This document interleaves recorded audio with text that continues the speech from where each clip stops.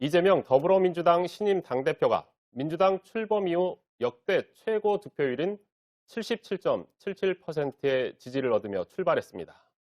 하지만 호남 유일 최고위원 후보였던 송갑석 의원이 지도부 입성에 실패하면서 민주당 지지 기반인 호남이 정치 변방으로 밀려날 수 있다는 위기감도 커지고 있는데요. 오늘은 민영배 국회의원 그리고 오승용 킹핀 정책 리서치 대표와 함께 새로운 민주당의 과제 자세히 살펴보겠습니다. 안녕하십니까? 안녕하세요. 네, 안녕하십니까? 네, 방금 말씀드렸지만 77.77% 득표율. 이게 역대 최고라고 하는데 그러네요. 예. 이번 이 결과에 담긴 민심 어떻게 보십니까, 의원님은?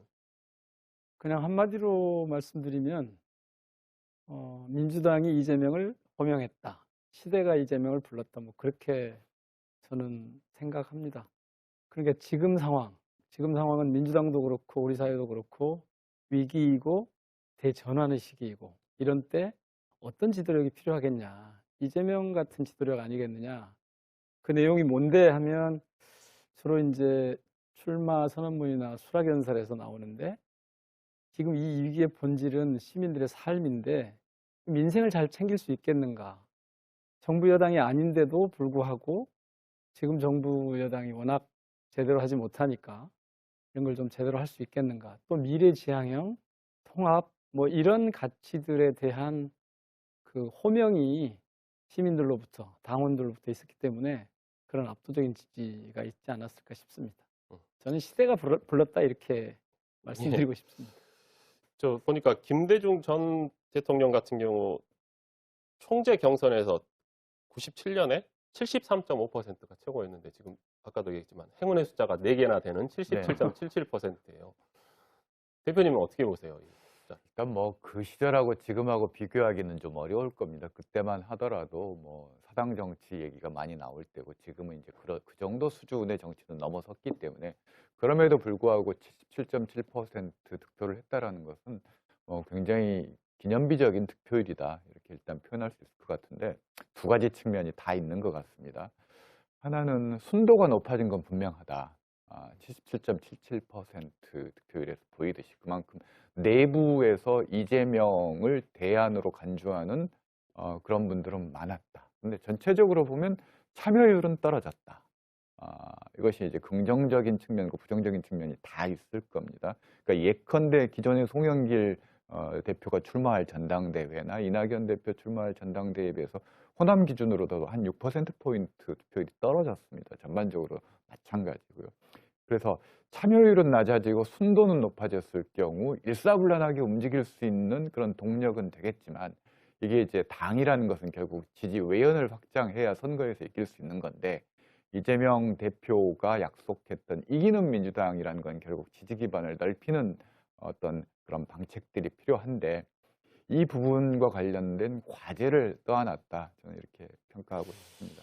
이 대목에 대해서 잠깐 보완을 좀 하면요. 되게 다들 그 투표율을 놓고 참여율이 떨어졌다라고들 말씀하시는데 실은 투표율만 놓고 보면 그렇지만 전체 참여자를 보면 되려 늘었습니다.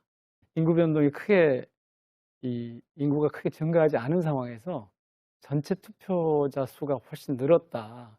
요거는 좀 고려할 필요가 있다고 봅니다. 그러니까 비율만 놓고 보면 투표율이 낮아졌다. 이건 뭐 사실인데요. 실질적으로 참여자는 오히려 더 늘었다. 요 정도 좀 봐주셔야 될 것 같습니다. 네.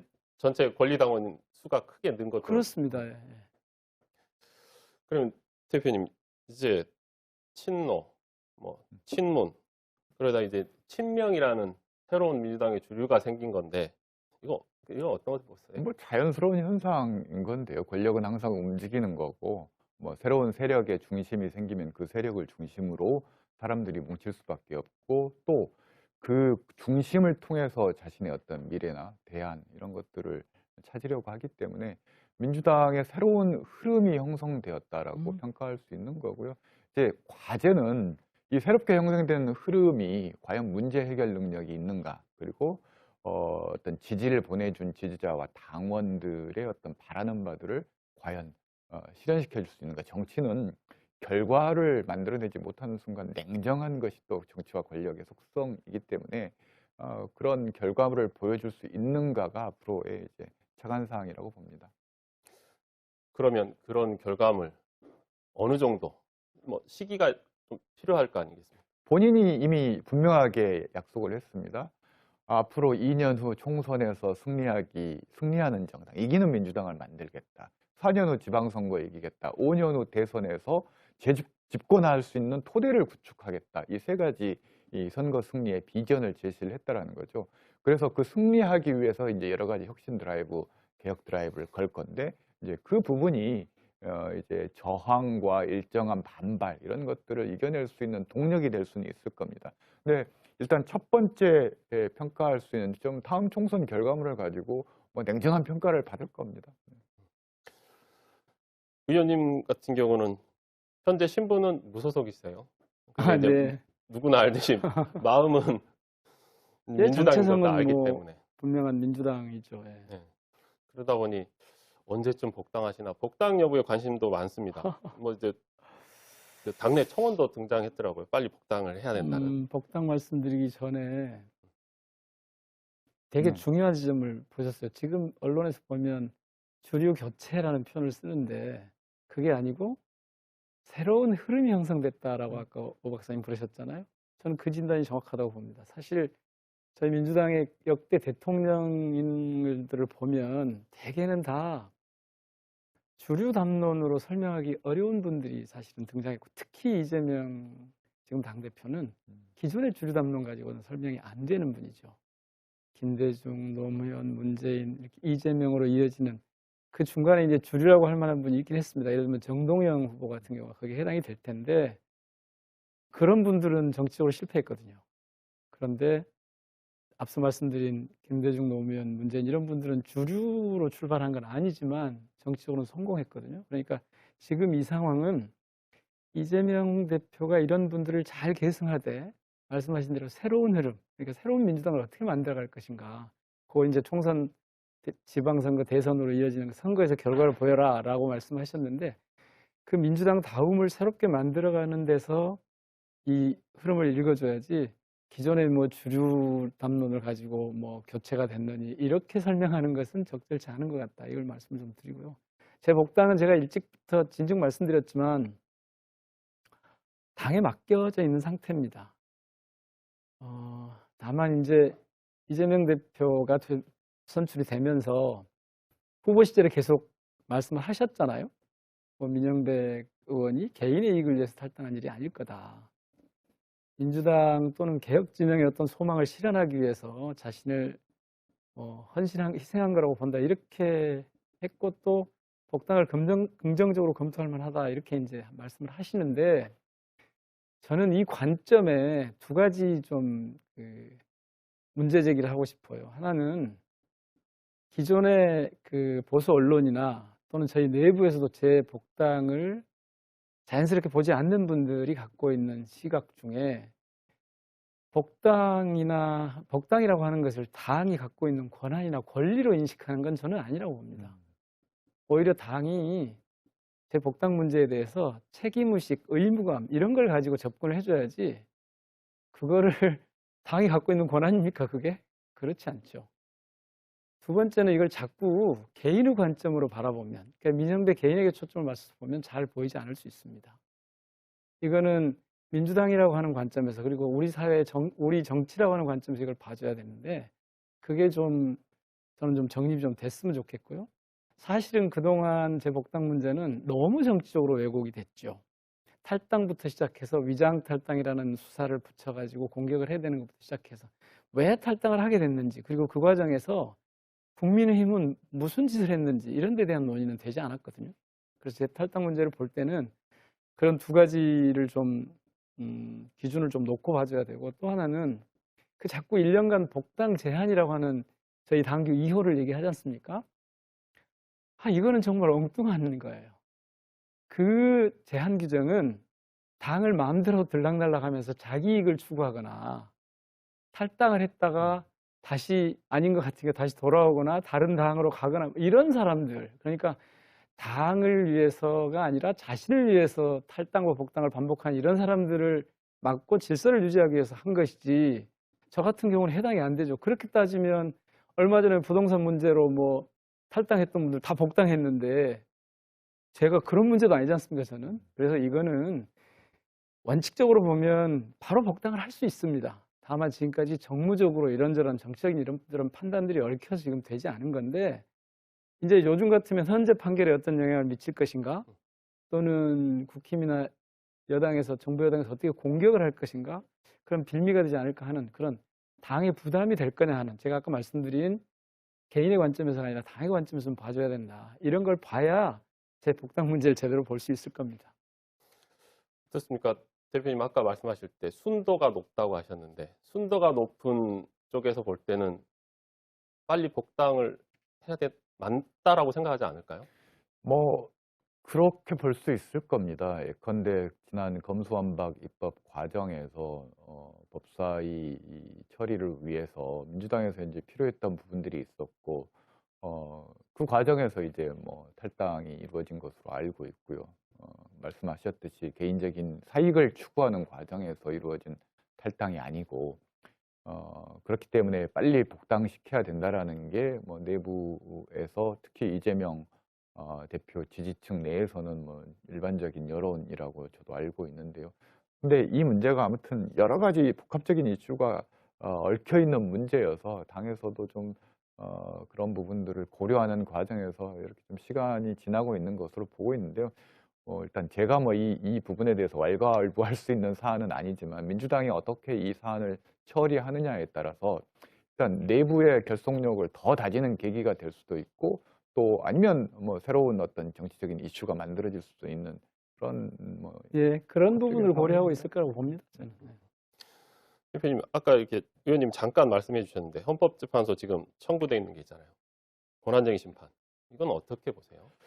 저는 잘 모르겠습니다. 그 부분은. 왜냐하면 그러니까 이 입법과 국회법에 규정되어 있는 이런 것들을 과연 탈당이라는 것이 말 그대로 기존의 뭐 보수 정당에서 얘기하는 위장 탈당이라는 프레임에서 본다면 국회법의 입법 취지를 손상시킨 것으로 보고, 그것이 입법 과정의 절차적인 흠결로 바라볼 경우, 그렇게 될 경우 뭐 헌법재판소가 부정적인 판결을 내릴 수도 있겠고, 또 이제 그런 부분이 중심이 그 핵심적인 사안은 아니다라고 본다면 그 부분에 대해서 각하할 것이고, 아마 헌법재판소에서도 좀 고민스럽긴 할 것 같습니다. 박병석 의장 전 의장이시죠? 되게 정확하게 정리를 하시더라고요. 위법은 아닌데 우리 민주주의 정치사에서 보면 바람직하지는 않다. 현재 헌재는 법을 가지고 볼 겁니다. 그러니까 국회법상의 절차상 하자는 없는 거거든요.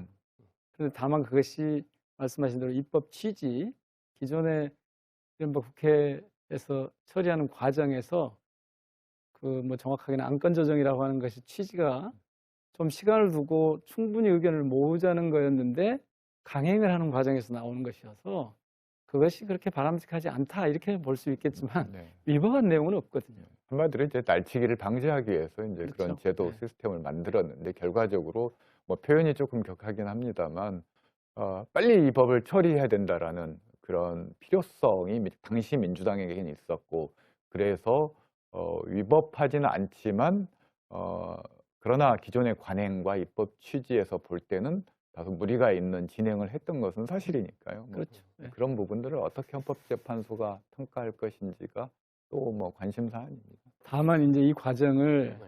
국민의힘 쪽에서 자꾸 민주당만의 문제로 보려고 하는 건 저는 아닌 것 같아요. 제가 개인적으로 국민 여러분 죄송합니다라고는 할 수 있어요. 절차상으로 좀 강행했기 때문에. 그리고 그것은 제가 아니라 민주당이 저희가 그 당시에 그럴 수밖에 없었습니다라고 사과드릴 수도 있어요. 그렇지만 그렇게 만든 과정은 사실 국민의힘의 억지였거든요. 정치적 합의를 깼지 않습니까? 사실은 정치적 합의가 이루어졌다면 그런 과정은 필요 없었을 거거든요. 사실 민주당이 제가 지금 탈당을 하고 해 있는 상황에서 무소속 입장에서 말씀을 드리자면 민주당은 그때 제대로 싸워야 할 지점을 놓친 거죠. 여야가 합의를 했고 당이 다 의총을 열어서 추인들 다 했고, 그런데 그것을 일방적으로 파기를 하거든요. 그것은 검찰 수사권을 축소하자고 하는 민주당 쪽과 그것을 그대로 두려고 하는 국민의힘이 부딪힌 겁니다. 그러니까 이것을 그냥 있지도 않은 검수완박이라는 프레임을 가지고 뒤집어 씌워서 민주당의 책임으로만 돌리고 그렇게 해석하려고 하는 것은 정말 그야말로 그 정략적인 정쟁을 기대하고 하는 그런 거죠. 거기에 불행하게도 민주당이 좀 밀린 감이 있죠. 뭐 사실 저는 개인적으로 그 탈당 문제보다도 오히려 입법 과정에서 이른바 등 사건이 있지 않습니까? 문구에 등이 들어가서 사실상 입법 취지를 많이 후퇴시키고 입법 취지에 반하는 행정 입법이 이루어진 부분들, 이런 부분들이 아마 민주당에서는 더 뼈아프게 좀 받아들여야 될 부분이라고 생각합니다.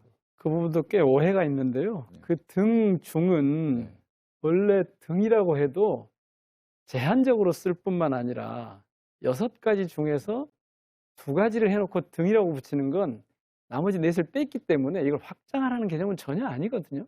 그리고 법률적으로도 되게 그렇게들 보는데 그걸 이제 그 당시에 중으로 해줬어야 되는데 중으로 못하고 등으로 놔뒀다.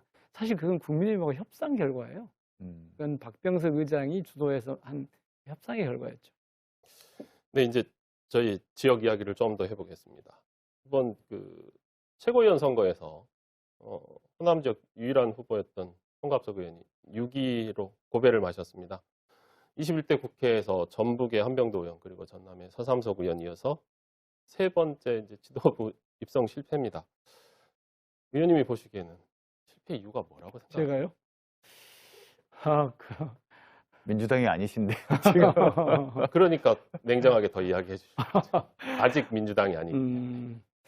우선 그 지도부, 호남 정치인의 지도부 입성 실패, 이 컨셉이 오 박사님 맞습니까? 지금 지난 2년이거든요. 딱. 그러니까 전당대회는 3번 있었지만 실제로 보면 2번 있어야 되는 겁니다. 그런데 보십시오. 그 사이에 송영길 대표가 있었어요. 그 전에는 이낙연 대표가 있었어요. 이분들은 호남 출신도 아니고 호남이 지역구인 분들이에요. 전남이 지역구인 분들이고 호남 출신으로서 인천이 지역구인 분이었잖아요. 호남 출신이 지도부 입성이 없었다 이 얘기는 사실은 정확하지 않습니다. 대표를 계속해서 했는데 호남 출신이. 최고위원회 들어가지 못했다라고 하는 것은 개인적으로 보면 송갑석 우리 의원님 생각해 보면 굉장히 안타까운 일인데 그렇다고 해서 호남 정치력에 문제가 생긴다? 저는 그렇게 보지는 않습니다. 오히려 가능하면 이런 건 이제 좀 오 박사님 좀 해석을 해주시면 좋겠는데 오히려 우리가 그동안 무슨 일을 했는가? 호남의 의원들이 무슨 일을 해왔는가?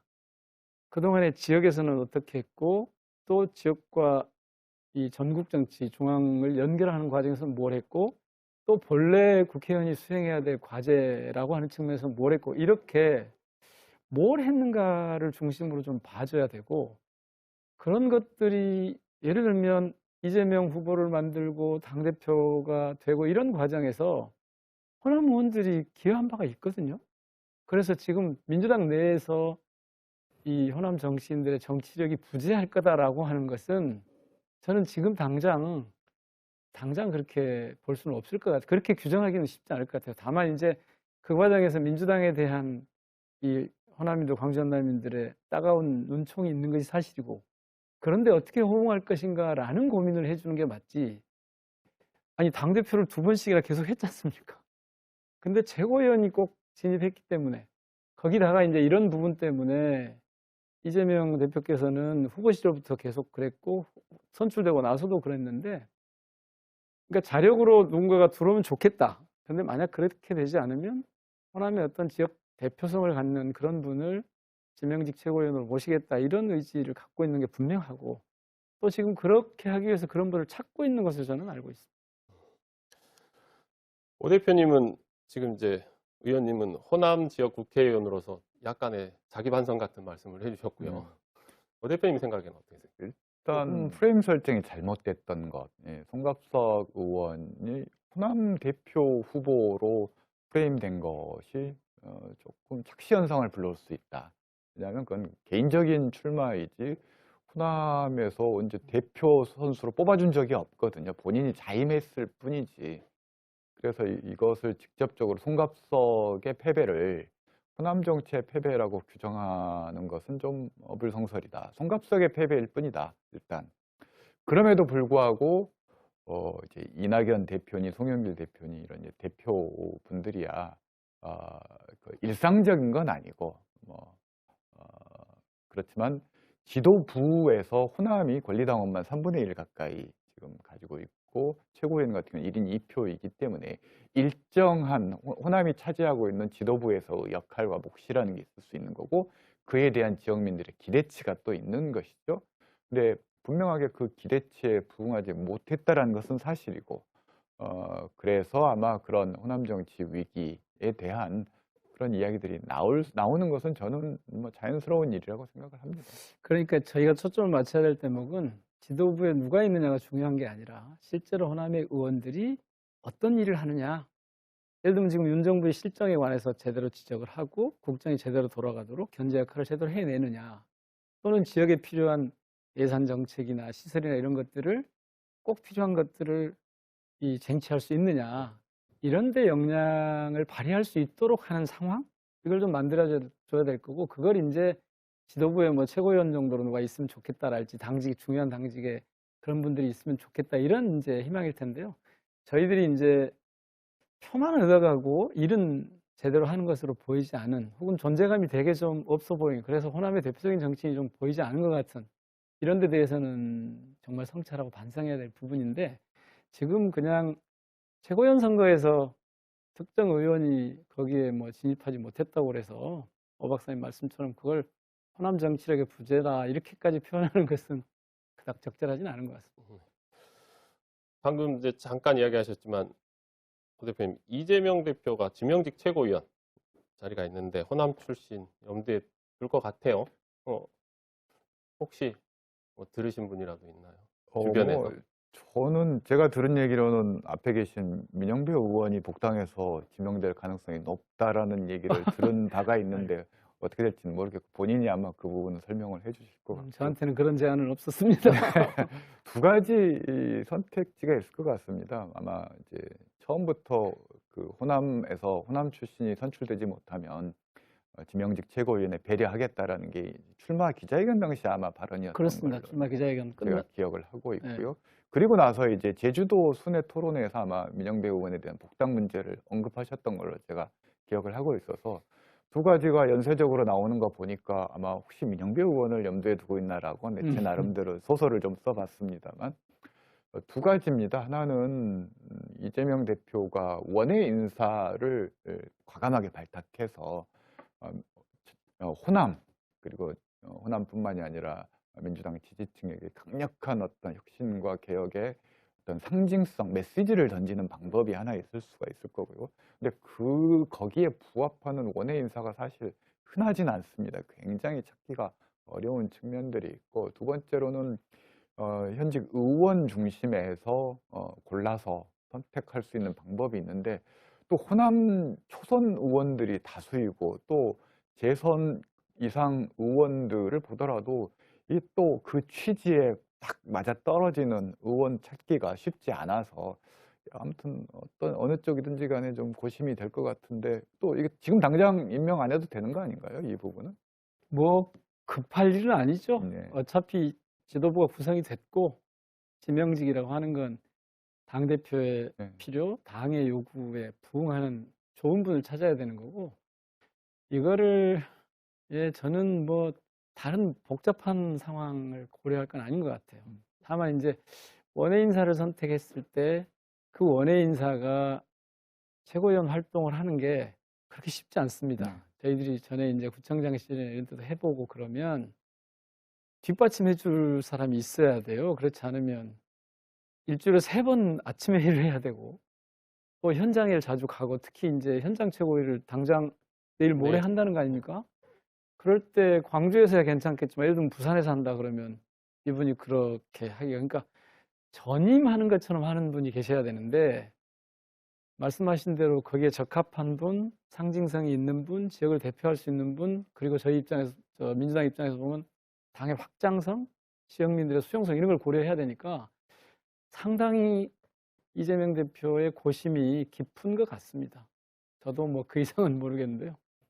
근데 지금 요 원외 인사를 두 분이 다 말씀하셨는데 뭐 이번 전당대회 기간에 보면 광주 쪽에서는 지금 양구남 전 고검장이 열심히 저기 하셨잖아요. 네, 자주 화면에 비치셨고 저희 TV에도 또 소문으로는 전 최영식 담양군수 이야기도 나오고 그러는데 어떠세요? 그런 분들은? 일단 뭐 국민의힘에서도 뭐 광주시장 후보로 출마했었던 주기환 전 후보를 이제 비대위원, 사실은 이제 최고위원인 거죠. 비대위원으로 추천해서 뭐 몇 차례 회의를 했던 전례가 있습니다. 민주당도 마음만 먹는다면 이제 불가능한 일은 아닐 거라고 봅니다. 특정인을 거론해서 하기에는 조금 뭐 위험 부담이 있어서 제가 이름을 거론하기는 좀 그렇긴 한데, 그러니까 그런 부분들을 사실은 이제 당에서 서포트 해줄 수 있는 여력이 예전 그 집권당일 때의 시절과 지금은 또 다른 문제여서 아마 외부 인사를 고려한다면 거의 개인을 보좌하고 수행할 수 있는 사람을 충분히 할 수 있는 그 정도의 역량이 있는 사람 중에서 선택하는 것이 현실적인데, 말씀하셨듯이 쉽지는 않습니다. 그런 분을 찾아낸다라는 것이. 그래서 이제 고민은 될 거고, 또 지명직 최고위원을 지금 당장 임명하지 않으면은 뭐 사라지는 게 아니라 당 운영하는 과정에서 얼마든지 시간적인 여유를 두고 또 선택할 수 있는 부분이어서 그렇습니다. 그러니까 오늘 저녁 그리고 내일 현장 최고 이런 걸 첫 번째를 광주로 선택한 것은 아마 여러 가지 의미가 있는 것 같은데, 그중에는 그런 탐색 과정이기도 하겠다. 민심을 정확하게 좀 보고 어떻게 가져가는 게 바람직할까에 대한 고심이 좀 담겨 있지 않을까, 그런 생각이 들더라고요. 어떻습니까? 이제 말씀하신 대로 오늘 저녁에 이재명 대표가 광주 오고 내일은 여기서 현장 최고위원회도 하는데, 이재명 체제의 새 지도부 거기에서 뭐 이런저런 어려움도 있겠지만 이런 변화 그리고 개혁 이런 부분들을 지역민들이 그리고 민주당을 지지하는 사람들이 느끼기에 가장 먼저 어떤 부분들을 좀 이렇게 움직였을 때 이분이 변하는구나, 민주당이 변하는구나라고 느낄까요?